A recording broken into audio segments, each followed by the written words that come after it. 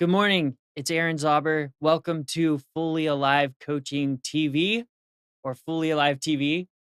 Today, we're going to talk about purpose, passion, and persistence, and a different view on persistence that is not so much about willpower, but it's more about sustainable energy and being in the flow that energizes you instead of you having to push something much more sustainable. So I'm glad to have you here. Welcome back from the Thanksgiving week. Many of you had Thanksgiving. Congratulations on surviving that. And today, I also want to offer if someone wants to call in at some point, that's an option. So that helps me a lot. As I've said often on this show, my where I really excel is on intuitive curiosity and bringing presence to my clients. So asking the right questions and helping them tune into their innate wisdom and to access more of their power. And I do that through a connection. So that's where my gifts really come through. And if someone wants to call in today, we can do some of that. We can talk about, finding your purpose, being in touch with your passion, and what needs to happen in order for you to have the focus and the persistence that it might take in order to manifest your goals, in order to achieve what you're setting out to achieve. So if you want to call in, that phone number is 919, and you can literally just grab your cell phone and call it. It's that simple. So again, the area code is 919-518-9773. And that would be great if someone wants to call in and talk. And also there's a Skype you can use if you want to use. It's just your voice only. It's computers 2K voice, the number 2 on Skype. So that's an option as well. So and the chat and log into the chat is an option. You can ask a question, and we may read that and answer that here. So that's another way to do it. Okay, so let's get into this subject matter here. So for over a decade now, I've been pursuing different goals and objectives. I've been coaching people and helping them get in touch with their passion and purpose. And I've achieved some cool things in the last decade, including running a couple branch offices for a major cutlery brand, um, going out for over 1,000 nights, learning the dating and attraction game, leading different groups, being very successful in door to door sales, and also just having these conversations with people where we're unlocking the blocks to their energy, to their lightness and their freedom. So, been I've been thinking about this. I've been working with it in a hands-on way, in a practical approach for a long time. So, I may have a few guidelines to offer you here. At the end of the day, there's a radical approach that I take, which is that you are actually a sovereign being, that no matter what anyone tells you, you are the ultimate authority on what works and what doesn't work for you, on what matters, on what rules you like to follow, on what experiments you would personally like to conduct. So, whatever I say, always take it with a grain of salt and ask yourself, does this work for me? Could this work for me? So, the biggest thing that I've found in helping people to hone into their purpose, including myself, is asking this question: what is something I'm willing to give everything for in order to do? Okay, another variation of that is asking is finding something where there's no cost too great. There's no cost you are unwilling to pay in order to serve how you want to serve. Okay? So when you unlock that, when you can answer that question, you're on the right track. Because the thing about persistence or sort of willpower or grit, people talk about these ideas and they're great. Those are only going to get you so far because eventually the going can get kind of tough, right? And adversity comes into the picture. And the only thing that's really going to sustain us is being in touch with something where it doesn't matter how much we have to pay or how much we have to suffer or how much, what the cost is. At the end of the day, ultimately, no matter what, there's this thing that wants to come through you and it matters more than anything else to you. So if you can think about that, where in your life is there something that, no matter what happens in all the years that you've been alive, all the different things that you've done, where do you access some of that? Okay? And really let yourself be free with it. I mean, maybe it's in some sort of it's probably has to do with some sort of creativity. Okay? Again, these are guidelines, these are clues to where your purpose might be. That's what we're talking about. If you really want to focus, then you could grab out a sheet of paper and write some of these things down. Again, nothing matters more than this. Okay? So writing that down and really just allowing your focus to hone in on that and giving time for your body to generate that response. Okay? Again, that's an example of a more sustainable way to do something, which is instead of pushing for the right answer, it's sort of offering an intention, offering a question, and then giving your body time to give you that answer. Okay? That's almost an example of actually that is an example of what I do with my clients in the coaching process is we ask a question or I ask a question that they're going to answer or they ask a question and then we wait and we just sit there and we've got not only their focus but we've got mine, their awareness. It's another word for that. It's a little different but similar. Their awareness plus mine, and then we're just sitting there. I had a call with someone yesterday where we were doing that, where I asked a question, and for maybe 30 seconds, we just sat there in silence, and she was doing deep searching, deep searching, and I find that alone is such a valuable practice to really, if this is something that's important to you, if finding your purpose, being aligned with your passion, with what is energizing you is important to you, I invite you to do this exercise where you just ask the question, what matters more than anything else to me? And then really just sitting with that and waiting for it.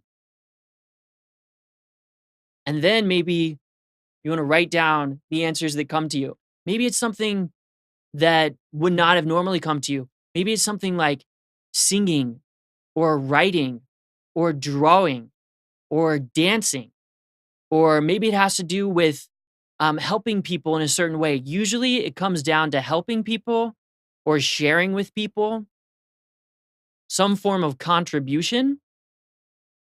Okay. And that's the overall concept. A lot of times people they're honing in on it, they'll tell me, I just want to help people, which is beautiful. I think that's when we start to get into it on track with our purpose. And then how do you want to help people? How do you want to do that? And what's a way that people need to be helped, people want to be helped, people are willing to receive your support? What's a way that you are willing to offer that, your support or your sharing? Again, it could be some artistic endeavor. Sometimes people think of art or creativity and they think, oh, I'm not a very creative person. Sometimes people know, they're like, yeah, super creative. Sometimes people don't think they're very creative. And what I found with people is that generally they are sort of limiting what their definition of creativity is because maybe they think creativity is like drawing or painting. Well, those are just two tiny slivers of the tapestry that's available of creativity. One form of creativity is something like this, like sharing your ideas with people.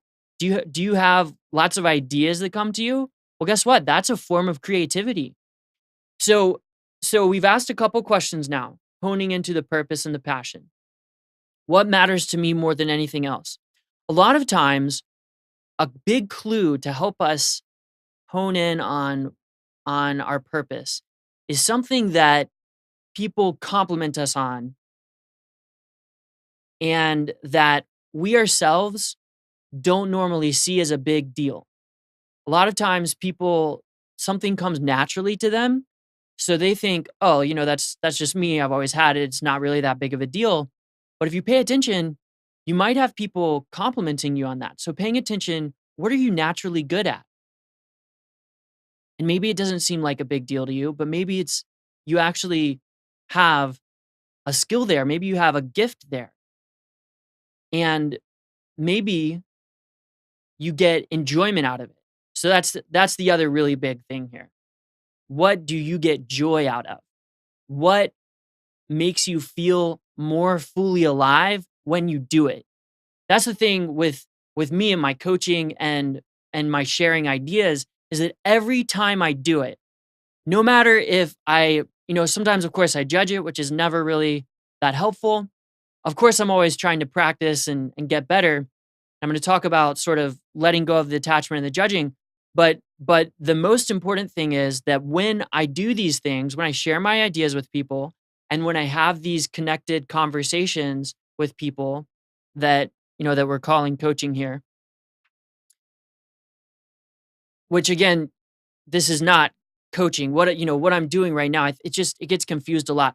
We're so used to in our culture, we're used to the expert paradigm where someone comes in and they're like, "Oh, look at me. I know how to do things. I'm going to tell you, I'm going to give you advice. I'm going to tell you how to I'm going to tell you how to run the ship." And that's what a lot of people think of when they hear life coach. That's my experience with a lot of life coaches too. When I've gotten coaching or when I've sort of interviewed life coaches, is that a lot of times they are kind of seeking to give advice, which generally, if you're anything like me, you're not. That's not what you're looking for. My life coaches, well, so one of them is more of a mentor. I wouldn't even call him a coach, but one of them really just holds that space and presence, and that's how I work with people. Curiosity, presence, offering some reflections, but very limited advice. So this expert paradigm is sort of again, it's sort of what I see as the it's just a specific sliver of the way that this could work. The expert paradigm is it's not for me. What I offer people is let's let's hear what brings you the most joy. The best way that I've found working with people to find their purpose is asking them the questions. A long time ago, I heard someone say that the quality of one's life is determined by the quality of questions they ask. And that really impacted me. The quality of your life is determined by the quality of questions you ask. So when we ask ourselves quality questions, good questions, what energizes me? What brings me joy? What matters to me the most? What's the number one thing that I care about? Just different types of questions. What are some things that I really care about? Sometimes asking someone what's the number one thing can freeze them a little bit. And like if you ask yourself that, you ask what's the number one thing I care about, it can be a little overwhelming. Like, oh, I have to figure out the number one thing. But if you ask someone what are some of the things you care about, then there's a little bit more like then they don't have to come up with the number one thing, and there's not this pressure to like, oh, is this the number two thing or the number three? But then the ideas start to again generate better. So again, asking yourself quality questions, it's going to have a big impact. So let's see, where are we here? What energizes you? What are you naturally good at? What is a skill that if if money didn't matter? So this is a great question to ask in terms of of elucidating your purpose. If money didn't matter at all, how would you spend your time? Like, what would you actually do with your days? And and I would say, like, like, give it like a week's time, maybe, or maybe even just a day. Like, so you wake up in the morning, and what do you do? What do you do with that time? And I think for a lot of us, we kind of have this idea that's a little bit divorced from practical reality, that we'd be doing all these crazy things all the time. When in reality, sure, we would probably travel a little bit, but also we'd probably just wake up and take a walk and talk to a friend, right? Think about it. If you could spend your time however you want, like, what are you going to do? And whatever your creative gifts are, I imagine those would be included, right? So here you are, you've got this week where you can do anything you want. And, you know, your creative gift is going to come into play there. So whether that's, again, making music, writing, drawing, maybe it's just, maybe you just have a way of connecting with people that really brings you joy, of being with a friend, of sharing, spending time and sharing stories, and that really energizes you, right? So there's probably going to be some of that. And there's going to be some practices that you're doing. I love this idea of practices, of sort of honing your life down into practices, because a lot of times, again, we sort of have these ideas about what we would do if money weren't an option. And sometimes we think about the toys that we would have, like, maybe we would have, like a jet ski, or a cool boat, or, you know, like the mansion or whatever, or the nice car, right? So there's different toys, sort of. Or maybe you have an idea of, like, the perfect relationship you would be in. But ultimately, all the shininess of all of that, whether it's like the perfect partner, the toys, again, like this perfect partner idea, I laugh because it's like the shininess of all that is going to wear off eventually. And what's going to happen is the connection and the experience of being with someone, reflecting yourself, and of sort of having to deal with and feeling and being in the presence of another human being at the end of the day. And it doesn't really matter what they look like, or or how they are. However you feel is going to start showing up in them, especially the parts that you don't want to feel. And there's going to be this sharing that goes back and forth. So that's getting into a little bit of a different subject that I've touched on in different videos about this relationship connection thing that happens, where, there's this partnership, and this container of personal development. But okay, so I won't go more into that. But the point of what I'm saying here is that the shininess of the toys, or the ideal relationship, all that wears off. And then what are you eventually left with? You're left with yourself, and with some time. And what are you going to do with that time? What practices are you going to do? So this is where it comes down to practices. What are the practices? What are the actions you can take that bring you joy, that energize you the most? Okay? It's going to come down to what you love doing. You're probably going to have some natural aptitude, some natural skill in it.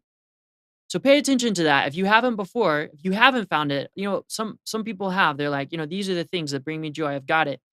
So sometimes, a lot of times when I talk to people who are, I guess, a little bit older, their 40s or 50s or so, they've hit those things. They understand what brings them joy, and they're already honing the path. And really, it's just down to the practices, and sort of being in the ups and downs, and tweaking everything. If you haven't found the purpose, I want you to pay attention to when people compliment you.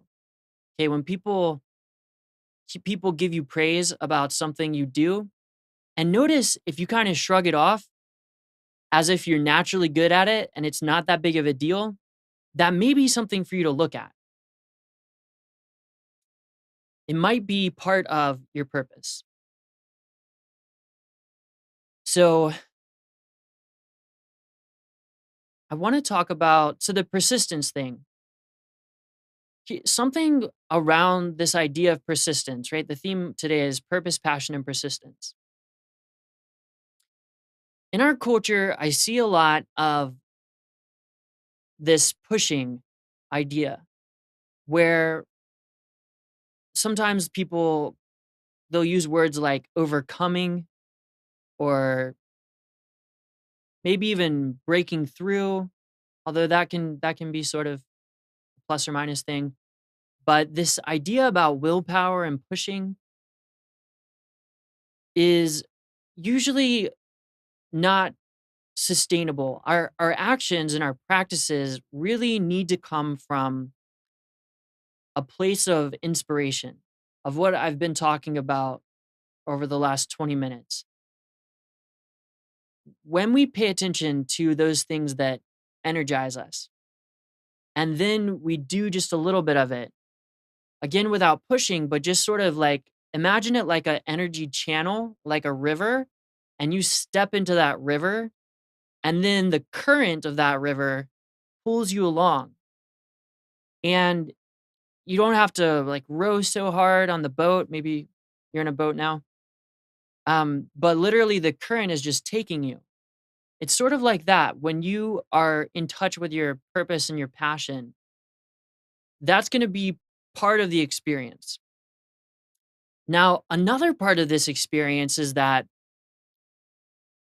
being human, we have beliefs and ideas and fixed ways of thinking. Some people refer to it as a mindset. Okay, all that really means is beliefs and ideas that we are habituated to, reoccurring ideas. And those lie sort of at an autopilot level. And I like to use that word autopilot instead of the word subconscious because I think it's just easier to understand it that way. But that's another word for it. You can say non conscious, subconscious, other than conscious, or just autopilot. It's like there's these beliefs and these modes of being that we've habituated to. And what I see a lot is that sometimes a barrier to being in that energy flow and sort of being in that upward stream of consciousness is that as far as I can tell, in order to go up, there's also a need to like it's not actually just about going up. You hear a lot of people talk about this idea of ascension. People say I'm ascend, I've heard people say I'm ascending or going up. A lot of people talk about shining their light. And what I found in my experience of practicing a lot of these things is that if we really want to shine and really be beings of light, of light and love, like there's all these movements, light and love. There's this whole thing in a lot of yoga classes at the end, they say this word, namaste. Actually, a lot of times they're mispronouncing it. They're saying namaste. From what I understand, it's a little bit closer to namaste. And it actually just means hello in Hindi, which is the language that it comes from. Um, Although maybe there's a deeper meaning there of about the light in me sees the light in you and recognizes that. So there's sort of this movement around really um, idealizing the light. And I think the danger there is that we get stuck in this paradigm around sort of forcing the light to happen. And that actually takes a lot of effort. It takes a lot of energy and it can be very exhausting. And that is the opposite of what I'm talking about here about stepping into our energy flow or that river, that current of life that just sort of takes us along. What we need to learn how to do is to honor the natural going down process and the time. And for me, I look at this, a metaphor to use is about this expansion, so that instead of going up, we imagine it more as maybe our spirit is expanding in both ways. Maybe our spirit is actually coming into our body and we are not spending so much energy tightening and resisting, but we're actually opening and relaxing. So let me try to bring an example to this to make this easier to understand. So this has to do with radical honesty, with being authentic, and with allowing who and what we really are actually to come to the light, to be known, to come into awareness. A lot of times I think of awareness as light itself. Sort of like um if you can imagine your awareness is light and then you can direct your awareness, you can shine it on your ideas and belief structures. And it's like when I'm in a conversation with a client and we're both shining our lights of awareness on their reality, on their maps of reality, on their beliefs and ideas and questions and whatever's going on, then it's almost like we're putting two lights together and it amplifies what we can see. The light has become brighter.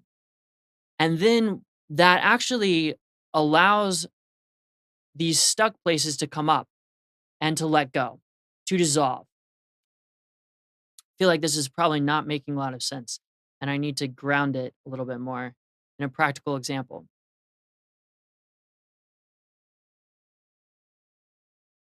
I'll just tell you about my day yesterday. So, yesterday, I really stepped into some of my energy flow. Again, one of the things that energizes me a lot is sharing my ideas. So, I got onto, I just made a live video on my Facebook and just put it out there. People start commenting, we're interacting and responding. And I just sort of start to feel lighter. I start to feel more energized. Again, big clue that you're on the right track when this kind of thing is happening. Now, as much as that was going on, I still had places in myself, just like all of us have places in ourselves, that are sort of holding on to tension. There's research around this that shows that stuck emotions in our body are sort of like electromagnetic fields, like they generate a field. So what I did, as I often do, I mean, I'm talking to I have like three, I think it's three of my own coaches right now. I create a lot of space for myself to be able to go down and to turn off and to go in that restoration phase. If you think about it like summer and winter cycles, whereas the summer you got a lot more light and the trees are bright and showing all their colors, but then they don't stay like that the whole time, do they? There's a winter phase where all the sap in the tree is actually going back down and inward and the leaves fall off and everything kind of curls inward. So what I've done here with myself for years is accelerate this process and amplify that process in a way and and and create this process, just intentionally engage with this natural process, almost like a day night or a summer winter cycle. And again, this is sort of what my coaching does for people is that it helps them engage with that process. It sort of accelerates their experience. So after, so I was in the energy flow. Here I am. I had a couple calls with people yesterday, did that live video. I'm feeling good, right? I'm in the energy flow, built momentum, didn't even have to force myself to, respond to emails or send messages or, whatever I was doing yesterday, but just in that productive state, really on, great, in the energy flow, got it.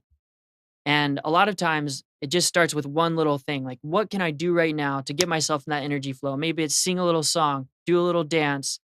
Um, okay. That old song is coming into my head right now. I'm Some of us are probably thinking of that. I'm not gonna sing it right now. I do not have the courage to sing right now today. Sometimes I do, sometimes I sing, not right now. Um, so if that song can just get out of my head, that would be great. So then I made time to have this call, right? So I'm on the phone with my coach, and it's like there's some sort of mode that I know I need to go into.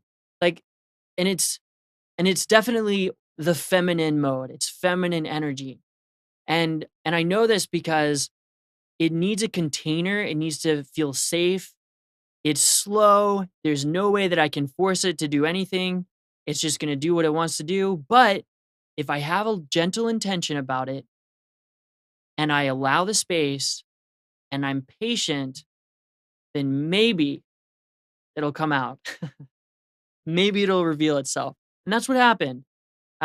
Fortunately. So I was able to cry. I was able to really get into some deep issues and let that go. And man, after that, a 60-minute phone call or however long that was, wow, did I feel so much lighter. And wow, did I have so much more energy to put into something like this where, here I'm in more of that masculine role where it's like I'm sharing or teaching or I'm sort of more on here, right? This might be called being more on or holding something, um, putting something out, this initiatory sort of energy. And when I burned out my adrenal glands, when I had no energy in my body for a couple months, that was when I really realized at a deep, deep level that this pushing was not sustainable and that I had to allow myself to consistently go into that feminine energy. Oh, cool. So it sounds like we got a caller online. Hello, welcome. Welcome to the show. Who am I speaking to? How are you? Good. How are you doing?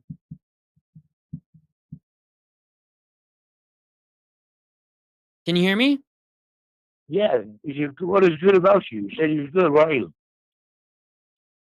Oh, I'm sorry. I'm not understanding. What had you call in today?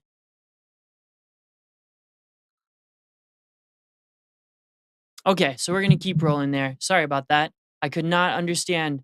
I couldn't make it out. The connection wasn't really that great there. So, but if people want to call in, that would be great. Because that really helps. Again, I'll share here what I know of my experience, some guidelines for you, some food for thought. I imagine that it may stimulate some of your own thinking. Maybe you are exposed to a new perspective on things, and that can sort of jiggle some things loose for you, and maybe you'll see things that you haven't seen that'll help you put the picture, more pieces of the puzzle together in your perspective there. So the way I see it, we're all in this experiment here. And the more that we can expose ourselves to different points of view, to different experiments and conduct different experiments, well, then the higher definition our view of reality can be.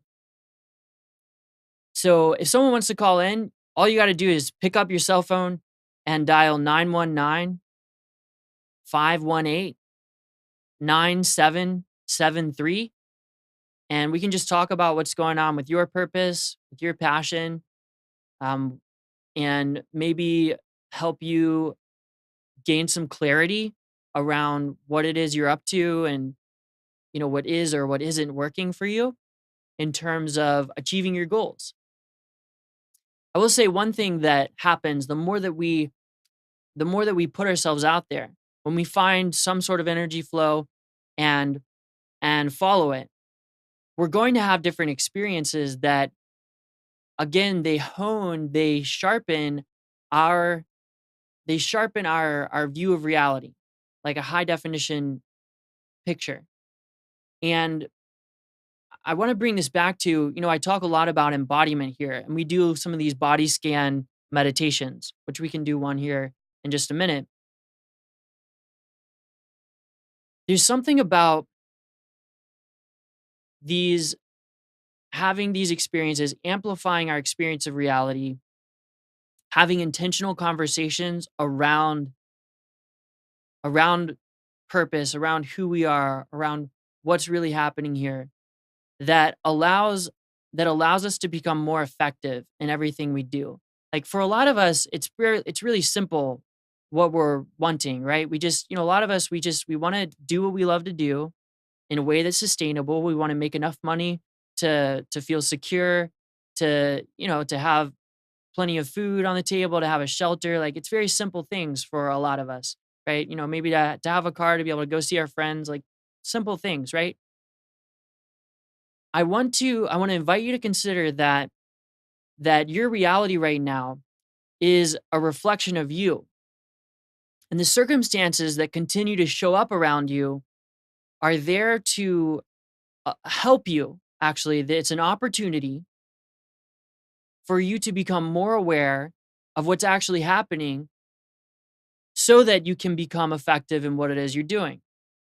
And there's this idea that I call tempering the vessel.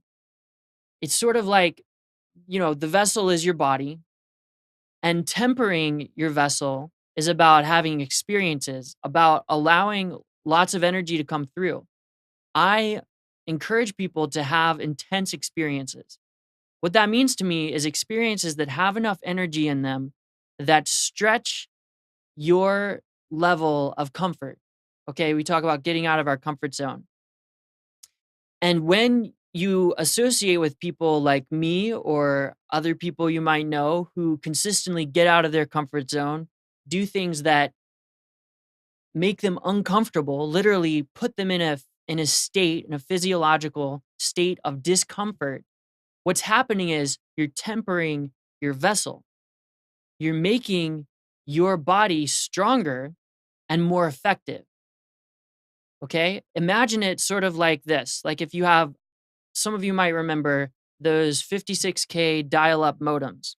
There's only so much energy and information that can pass through those wires. Okay, it's like there's a governor, and you'll see my lack of technical expertise on this, but you'll get the metaphor. Is it's like there's a limiter, right? There's a limiter on the amount of information that can pass through the wires. And the same thing happens with us humans, is that there we have these limiters, these again conditioned responses to the information that can pass through our physical body. And that's why embodiment practices like this body scan that we'll do. And then I always recommend people go to dharmaocean.org because you're going to learn some in-depth free guided meditation practices there that come from a very powerful lineage that's very in touch with the direct experience of reality, and it's not about being in the mind and zoning out or trying to it's just it's good. It's legitimately about tempering the vessel, about expanding that 56K dial-up modem to a bit more of that broadband or that, T1 type, Google Fiber, type information conduit so that more light, more energy, more power can pass through you. And then that power, of course, power is neutral. It's just the capacity to be effective, okay, to make things happen in life. And again, if your reality, if your circumstances around you are a reflection of your interior reality, okay, of your beliefs around security or insecurity, of your autopilot ideas and beliefs around what sort of partner you can have, or what sort of relationship you can experience, or any of these ideas that we have about the toys that we want to have, even though again that's just not ultimately fulfilling, then that means what I'm telling you is that there's a way that we can turn our 56K dial-up modems into Google Fiber. Okay, and the way in is by amplifying our experience and putting our awareness in our bodies, which again, there's practices for that.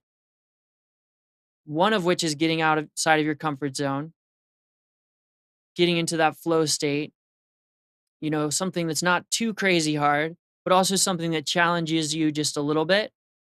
So it's sort of that happy zone. And that puts you in that energy current that we're talking about. Probably a combination of your natural gifts plus something that's a little challenging. Okay. And then paying attention to your body, awareness in the body. Um, I would say again, there's these three main ways. Get outside of your comfort zone in the way that I just mentioned. Have intentional conversations with someone who's trained to do it, who knows what they're doing, like me, like my coaching, for example, where we hone into your experience of life and amplify it. Again, we turn up the volume. So you get a little bit uncomfortable because it's harder to hide, right? It's easier to sort of go about our lives in an autopilot state without noticing what's happening. But when you bring someone else's awareness in, especially someone like me whose awareness is finely tuned and highly sensitive, so much so that, like I mentioned, I take in so much information in an energetic way that literally I'm having to create 2 or 3 times a week at least, where I'm making room to let off all this steam, whether that's crying or metabolizing this energy in a different sort of way, like, taking a walk. It's very important. Some yoga. There's different ways to metabolize this energy.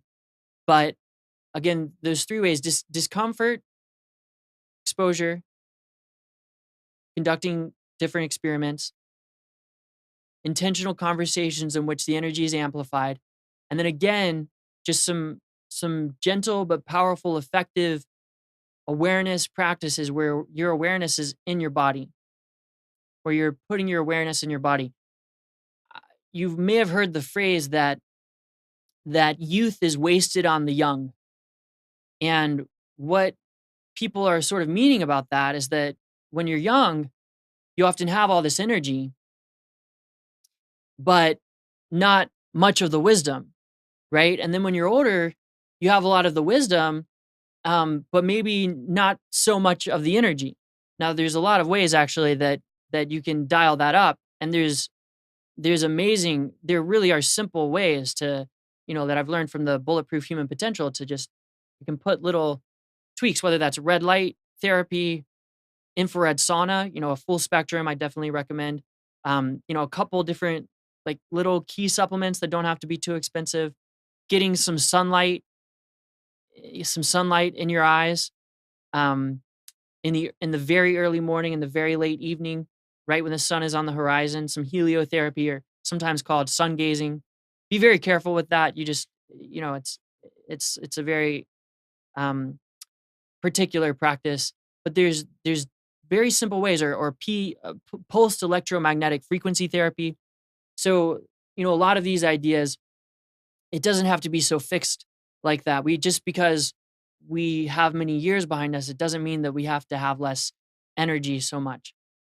However, what people are pointing to, I think, is this idea of, um, like, the central idea is that of wisdom. And I don't think that wisdom is caused by age necessarily, but I think it is caused by two things: by experience. Okay, again, that idea of exposure. What is the array, the variety of experiences you've had, or you have in a sort of wide array, and what is the depth? So the intensity and the variation of the experiences that you have, plus some reflection, plus adding in sort of a structure and a perspective way to think about them. It's again sort of that right brain, left brain sort of thing. And these practices, okay, getting out of our comfort zone, having an intentional amplified experience of reality through a coaching conversation like the type that I offer, or putting your awareness in your body, all those three practices can accelerate your wisdom because they amplify your experience and they allow you to sort of have more experiences in a compressed amount of time. Okay? So if that sounds good to you, if you would like to be more effective in everything you do in terms of manifesting, money and purpose and in just enjoying your life more, partnership, health, like all the different sort of main areas that we look at in life, just sort of the big four there, then the key to all this is your consciousness and and amplifying that, honing that, accelerating that process. So we're going to do that right now. Okay? We're going to practice that. And how we're going to practice that is intentionally accessing the wisdom in your body. So we're going to accelerate this experience right now if you're ready for it. Okay? Just a little body scan. So I want you to become aware of your breath and put your awareness in your feet. Okay? So wherever you are, if you're able to, just begin to notice the sensations in your feet. And notice when you do that, that sensations begin to show themselves to you. You begin to become aware of sensations in your feet that you didn't notice before we started this. Isn't that true? Keep your awareness there. So your mind's going to wander. You're going to have thoughts, right? And you hear my voice as well, which is a bit of a distraction. But again, back to the feet. And that's the meditation, right? Notice the feet. Notice the toes. And then your mind wanders, right? What am I going to have for lunch today? Blah, blah, blah, blah. And then back to the feet. So that right there, this is the meditation. The meditation is coming back. It's not about being good at it. It's not about thoughts, clearing your mind of thoughts. None of that. Okay. There's a lot of false, unhelpful ideas about meditation. Maybe someone has a specific meditation, but that's not what we're doing here.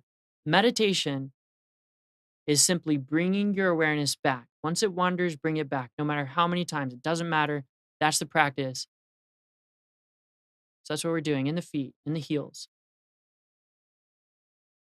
Feel the bones, feel the structure of your ankles. And do you see how sensations are revealing themselves to you? Notice how, as you move your awareness up your legs, up your calves here, notice how sensations begin to reveal themselves to you.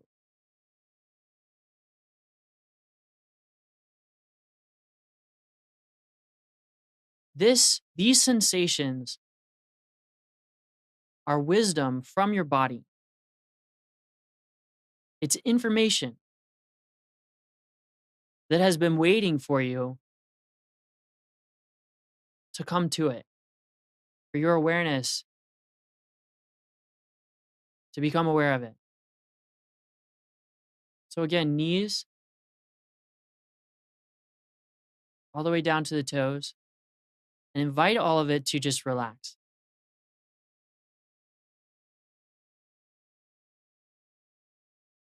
Okay? Awareness back to the legs,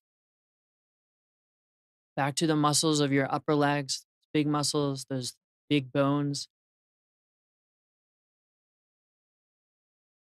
Notice how your whole body may begin to relax as you rest your awareness gently in your lower body.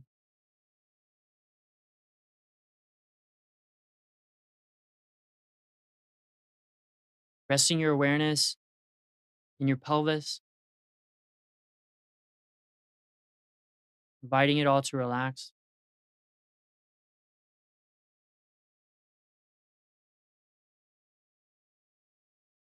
Your low belly, the organs in your lower torso.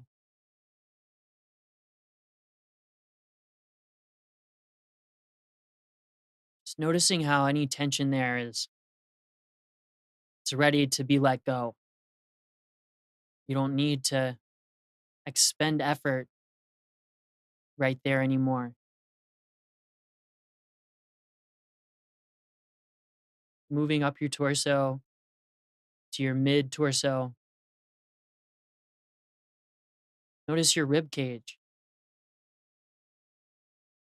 your lungs, your back,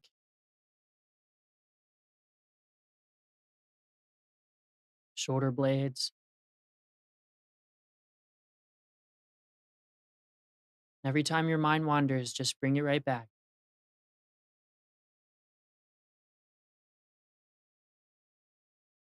Notice your heart,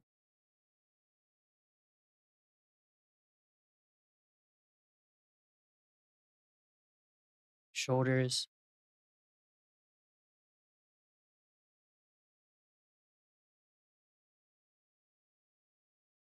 upper arms, and elbows. Notice that world of sensations occurring in your body. This is where you experience your life. It's all happening right here. Your forearms, your hands and fingers.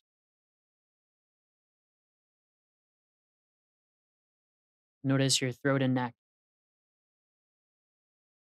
Again, gently inviting it all to relax and let go.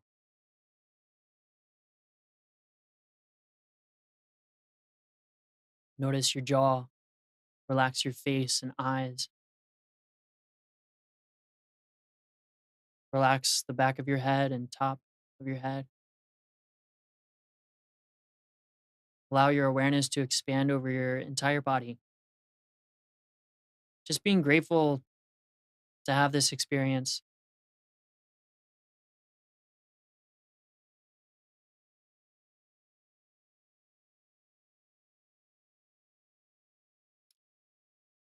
So, this simple body scan, this simple practice, it's very, very basic what we're doing here. But notice how it changes everything. I mean, the vibration in this room has shifted. I feel more relaxed. maybe, maybe we should have done this at the beginning of the show. And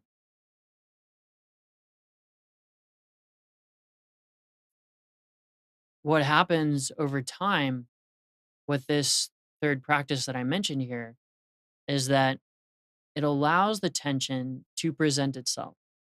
You become aware of it. And when we become aware of it, there's something innate that we remember that we don't have to we don't have to keep it there. Okay, so it's going to gently bring the tension to the top and then it's going to dissolve. Essentially that's what happens is it dissolves. Sometimes it's a bigger release, sometimes it's almost imperceptible, but it's so powerful. And again, what it allows is for this tempering of your vessel. I think that comes from glass making. Does that come from glass making where it's like they're tempering glass, right? They're allowing the glass to withstand more heat, more pressure. It makes it stronger. And again, if you can imagine, if you want to have more energy, want to experience more energy, this is a fundamental practice. Embodiment is a fundamental practice to being more fully alive, to being more effective. And effective in terms of sharing your art and creating your art in your work. Recently I heard that highly successful people tend to work few hours per day, like not a whole lot. And it made a lot of sense to me. I haven't done a lot of personal research on this, but it makes sense that, the more effective we are, we could just almost like a diamond cutter, just really honing into that exact spot. Like, where is the exact spot to apply just the amount, just the right amount of force in order to create a huge chain reaction or create that perfect slice, whatever it is that we're wanting to manifest. So again, just to wrap everything up here and summarize, I believe that you are here for a purpose, that there are things that energize you in life. I don't believe that you have to push all the time, but that it's your choice to enter into your own river of energy and to be taken along the currents that naturally allow you to enjoy effortlessly. And you can enter those currents, you can step into them by following some of those keys that I outlined at the beginning of the show today. What brings you joy? Applying those at least a little bit, right? You only really need to do it for 5 minutes or so. And then you start that current, right? But then noticing where you might be stuck and allowing yourself to fully engage with that area, to have it amplified, to let it go, and and letting it go with a practice, like not just letting it go as a nice idea. So many people talk about that. They're like, just let it go, man. For me, it hasn't ever really been that simple to like just let it go. I don't really know what that means. But I do know that the idea of letting it go has to do with, like, if you take those words exactly, what does let it go mean? It means allow. To let something is to allow, and go is what? It's a forward motion. It's moving. So let it go is to allow it to move. And we can allow these stuck places in us to move by becoming aware of them, by having them witnessed in a coaching conversation like I do, amplifying it by being radically honest about what's actually happening. And that's actually how to let it go, is by being with it. Okay. Creating that container where it can present itself and being patient, because it's going to tend to present itself in its own time when it's the right time to do that. So again, both those sides of it, that paradoxical thing. Sometimes step into the energy, sometimes be with what might be stuck. And and always stay with those practices that really energize you, that make a big difference, that allow you to metabolize the energy coming in, the energy that's inside you. And that way you can live more of your purpose, and you can be more fully alive. So, hope you enjoyed the show today. You can get in touch with me by email, is a great way, Aaron@fullyalive.coach. I would be honored if you want to shoot me an email, what you think of the show, what you'd like to hear more of, and um, what else? And I'll be here next Tuesday, 11 a.m. Eastern. So please share this. You can find my page on Facebook, Fully Alive Coaching. And like that, share with your friends, help get the word out. I still have a few slots where I'm offering an initial free session if someone wants to experience some of the things that I talk about here. And I believe in you. I know that you can experience everything that you're looking to experience. So I hope that you got some stuff from today, and I hope that you are ever more fully alive. Have a great week.